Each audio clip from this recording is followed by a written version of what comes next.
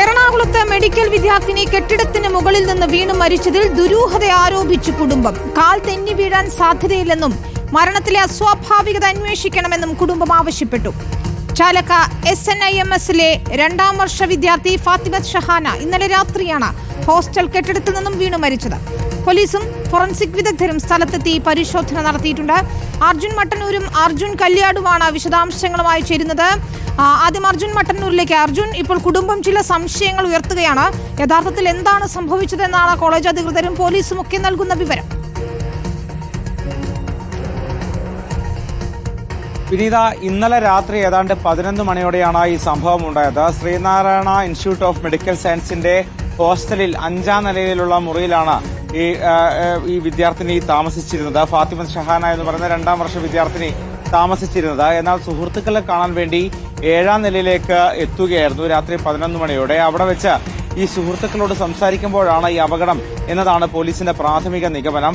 അതായത് 7ാം നിലയുടെ ഈ കൈവരികൾ അത്ര സുരക്ഷിതമല്ല. അവിടെ ഈ കോറിഡോറിനോട് ചേർന്നുള്ള ഈ ഭാഗത്ത് ഈ വിദ്യാർത്ഥി നിൽക്കുകയും അവിടെ വെച്ച് പെട്ടെന്ന് താഴേക്ക് പതിക്കുകയുമായിരുന്നു എന്നാണ് പോലീസിന്റെ പ്രാഥമിക നിഗമനം. എന്തായാലും 7 നിലയുടെ മുകളിൽ നിന്നാണ് ഈ വിദ്യാർത്ഥിനി താഴേക്ക് പതിക്കുന്നത്.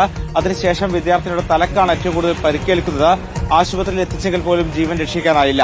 എന്തായാലും ആദ്യഘട്ടത്തിൽ ഇത്തരത്തിലൊരു അസ്വാഭാവികത പോലീസ് സംശയിച്ചിരുന്നെങ്കിൽ പോലും ഈ സ്ഥലത്ത് പരിശോധന നടത്തി. മാത്രവുമല്ല, അവിടെ ഉണ്ടായിരുന്ന വിദ്യാർത്ഥികളുടെ മൊഴി രേഖപ്പെടുത്തി. അപ്പോഴൊന്നും തന്നെ ഇപ്പോൾ ഒരു ദുരൂഹത അത്തരത്തിൽ സംശയിക്കാനില്ല എന്നാണ് കേസന്വേഷിക്കുന്ന ചെങ്ങമനാട് പോലീസ് പറയുന്നത്. പ്രത്യേകിച്ച് അവിടെ അത്തരത്തിൽ ഒരു സാഹചര്യമാണ് ഉള്ളത്. ഏതാണ്ട് ഈ കോറിഡോറിനോട് ചേർന്ന ഈ വിദ്യാർത്ഥിനി ഒരു കൈവരിയുണ്ട്. ആ കൈവരിയുടെ മുകളിലേക്ക് ഇരിക്കാൻ ശ്രമിക്കുകയോ അത്തരത്തിൽ അവിടെ ആ ഭാഗത്തേക്ക് നീങ്ങി നിൽക്കുകയോ ചെയ്തിട്ടുണ്ടാകാം എന്നതാണ് പ്രാഥമികമായ നിഗമനം. എന്തായാലും ഇതൊരു അപകട മരണം ആണ് എന്ന് തന്നെയാണ് പോലീസിന്റെ ഒരു നിഗമനം. മറ്റ് സൂചനകളൊന്നും തന്നെ പോലീസിന് ഇതുവരെ ലഭിച്ചിട്ടില്ല. എന്തായാലും പോലീസ് വിശദമായി തന്നെ ഇത് അന്വേഷിച്ചുകൊണ്ടിരിക്കുകയാണ്. ഹോസ്റ്റലിൽ നിന്നല്ലേ അർജുൻ വീണത്? ആ സമയത്ത് കൂടെ മറ്റു വിദ്യാർത്ഥികൾ ഉണ്ടായിരുന്നോ? ആരെങ്കിലും തള്ളിയിട്ടതാകാം എന്നൊരു ആരോപണമാണല്ലോ കുടുംബം ഇപ്പോൾ ഉയർത്തുന്നത്.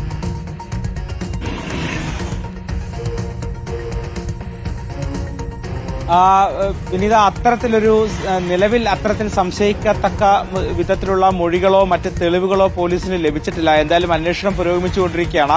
അവിടെ വിദ്യാർത്ഥിനി ഏതാണ്ട് ഒരു 11 മണിയോടെയാണ് ഈ 7ാം നിലയിലേക്ക് ഈ വിദ്യാർത്ഥിനി എത്തുന്നത്. വിദ്യാർത്ഥിനിയുടെ മുറി 5ാം നിലയിലാണ്. അതിനുശേഷം 7ാം നിലയിലേക്ക് എത്തുന്നു. അവിടെ മറ്റ് പല വിദ്യാർത്ഥിനികളുമായും സംസാരിക്കുന്നുണ്ട്. അതിനിടയിലാണ് ഈ സംഭവം ഉണ്ടായത് എന്നുള്ളതാണ് പോലീസിന് പ്രാഥമികമായി ലഭിച്ചിരിക്കുന്ന വിവരം. എന്തായാലും ഈ അത്തരത്തിൽ സംശയിക്കത്തക്ക രീതിയിലുള്ള പ്രശ്നങ്ങൾ ഒന്നും തന്നെ അവിടെ കണ്ടെത്താൻ കഴിഞ്ഞിട്ടില്ല എന്നാണ് പോലീസ് ഇപ്പോൾ പറയുന്നത്.